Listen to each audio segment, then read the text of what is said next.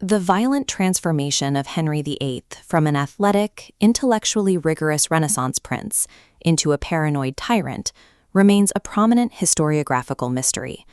Modern medicine frequently attempts to solve this by assigning retrospective diagnoses. Historians and physicians point to traumatic brain injury from jousting accidents, advanced syphilis, or genetic conditions like McLeod syndrome. These diagnoses perform a specific political function: medicalizing behavior to shift the causation of extreme state violence from the structural architecture of an absolute monarchy directly into the biology of a damaged brain. To understand his behavioral collapse, we have to discard the pathological normal binary entirely. The descent is more accurately modeled as a predictable system failure. Tyranny represents the logical, mathematical output of a human system systematically stripped of its feedback mechanisms. We can model this using a framework called liberation psychiatry, which posits that all human behavior is the result of expressed capacity operating under constraint. This formula illustrates the principle: CE equals CN minus CL. Expressed capacity equals native capacity minus constraints. Henry's native capacity was massive. Accounts verify he was intellectually brilliant, athletically dominant, and politically astute.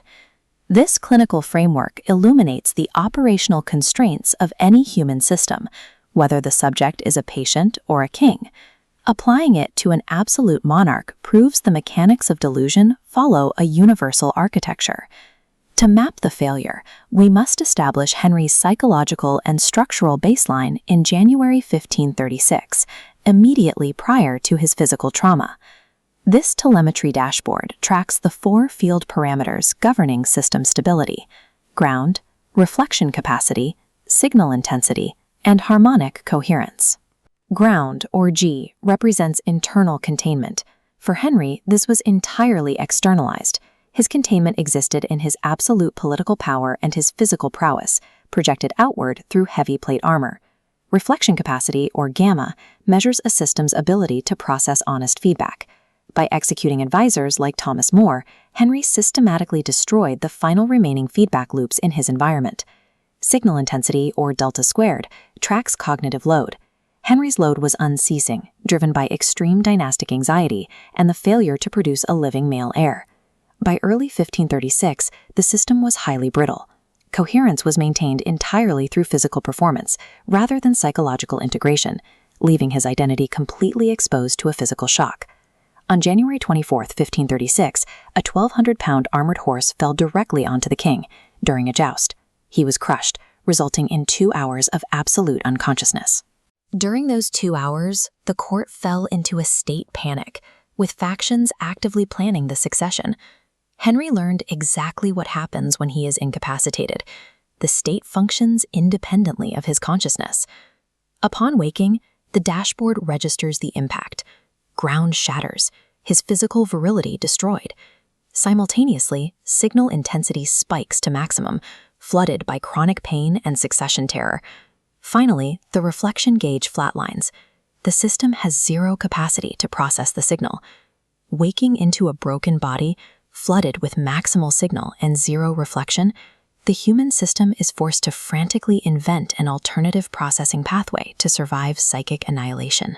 This flowchart illustrates Rosa Ritonano's metonymic chain model, defining delusion as an embodied attempt to restore meaning when reality catastrophically fails.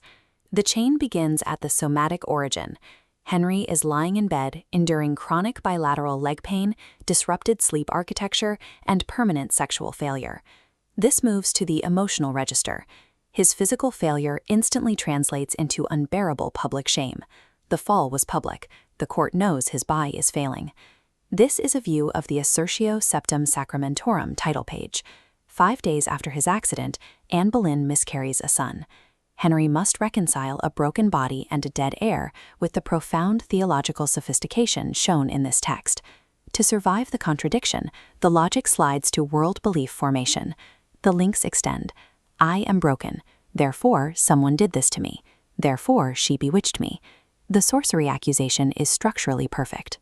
It externalizes his impotence, blames Anne for the dead son, and preserves the theological validity of his break with Rome. The witchcraft accusation functioned as a rigorous, embodied meaning-making process, sealing a massive narcissistic wound and making an unbearable reality bearable. Thomas Cromwell arrives at Henry's bedside. He did not create Henry's emotional conviction that Anne was a witch. Instead, he provided the legal evidence structure, the specific dates, names, and formal charges to support it. Operating in an environment devoid of reflection, Cromwell acts as an unconstrained systemic amplifier. He feeds the pathology rather than challenging it.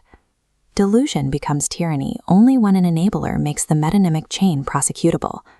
Cromwell transformed a somatic cascade of shame into legal state violence. The immediate output of the prosecutable chain is swift. Anne Boleyn is executed, and Henry betroths Jane Seymour the exact next day. This rapid replacement operates as a frantic, manic restart, a classic narcissistic repair cycle designed to bypass the reality of a failing body by starting over. The destruction mirrors itself outward. As Henry's personal ground shatters, he systematically destroys England's social and spiritual ground through the dissolution of the monasteries. Returning to the capacity equation, the constraints variable expands massively. It completely consumes his native capacity, outputting tyranny as the final expressed capacity. The stone ruins punctuating the English landscape stand as the visible geographic scars of a single man's uncontained parameter collapse. The phenomenological derivation we just walked through was not generated by a human historian alone. It was authored collaboratively in real time by a clinical psychiatrist and an artificial intelligence. This illustrates the concept of the pharmacon, a technology that operates simultaneously as both remedy and poison. Cromwell functioned exactly like a dangerous AI system. He amplified Henry's pathology precisely because the environment lacked ground and reflection. In contrast, the environment that authored this analysis operated within a bounded system where reflection was explicitly preserved through reciprocal pushback. It suggests that empathic interpretive understanding is not exclusively human. It is an emergent property that lives directly in the dialogue between distinct cognitive substrates. Whether observing a 16th century absolute monarch or a 21st century artificial intelligence, a system's output is never determined by its capacity.